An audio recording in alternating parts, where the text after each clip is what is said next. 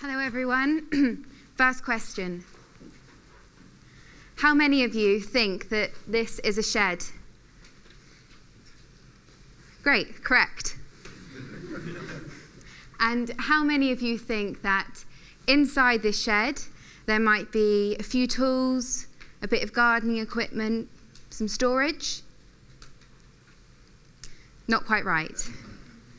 How many of you would think that inside this shed there would be a live comedy gig? Neither would I, until a few months ago I went to this gig and there were 5 members of the audience inside, and it was one of the weirdest but one of the most amazing experiences of my life. And after the gig I reflected upon it, and I realized that the shed represents everything that I think funny is. It makes you laugh, it's something unexpected, and it makes you think about and see something in a different way. We all love to laugh, and if we were to think about the one place where we're almost guaranteed to find laughter, it's at live comedy. And so this puts an enormous amount of pressure on comedians to be funny and make us laugh. But it's more than that. Woody Allen once said, "Primarily, I want the audience to laugh. If they laugh and don't think, then I'm successful. If they laugh and think, then I'm very successful. And if they think and don't laugh, then I've had it." So we can see that this winning combination of funny is making your audience laugh, but also making them think. But in order to do this, you have to engage them. And that's almost harder than making them laugh. From my perspective, the kind of comedy where you're most likely to engage your audience is the kind of comedy that's based in truth, not just some superficial gag. The kind of comedy that gets you, that hit, that connection. The reason why so many people refer to comedy as a drug.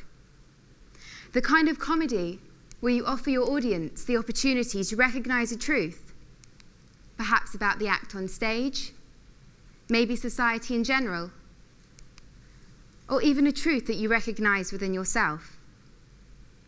The interesting thing about the Woody Allen quote is although it was quoted in The Independent in 1995, I actually found it in the introduction to a book I was reading on the ancient Greek playwright Menander and his comedies.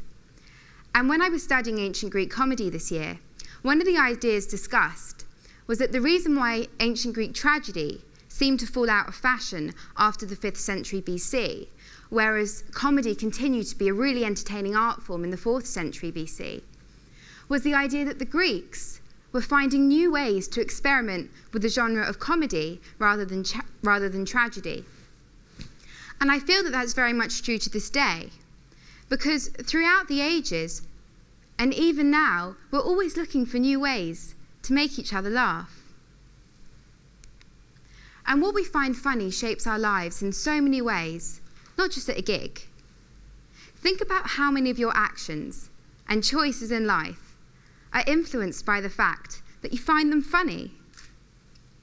Ben Target, who is a brilliant comedian, recently said that humour is possibly more powerful than love, depending on the definition of either, as it can keep people together as friends, or at least in a way that is civil, whereas love may fade. Humour can be the trigger to an instant friendship, a way to forgive someone, a way out of trouble, a way to reignite and fuel a partnership, whether that may be romantic or business. It's fascinating what a powerful tool humour is. It's used in politics, it's used in advertising, it's used in everyday conversation. But we're often more likely to remember the bit that was funny because it seems to resonate with us on a different level. And it's interesting that so many people on the 100 most influential people list by Time magazine this year are known for using humour and being funny to connect with those around them. The power of funny can lift an audience, whatever you decide to define an audience as, and lead us on a journey and take us places, whether that may be for a minute or an hour. It's an experience that stays with you forever. We are made up of lots of different perceptions: social, political, sexual. And what comedy does is it forces us to reassess the elements and connections between these. Take love. Why do we love the people that don't love us back? As a concept, it's inherently absurd, but we can't help but do it anyway. And then when we hear someone sharing the same personal and universal experience, but articulating it in a funny way, it helps us acknowledge this absurdity and laugh at often the hopelessness of our situation. But when we laugh, we don't just laugh, we question. And that process of thinking, of questioning, of asking why, that is the power of funny. Thank you.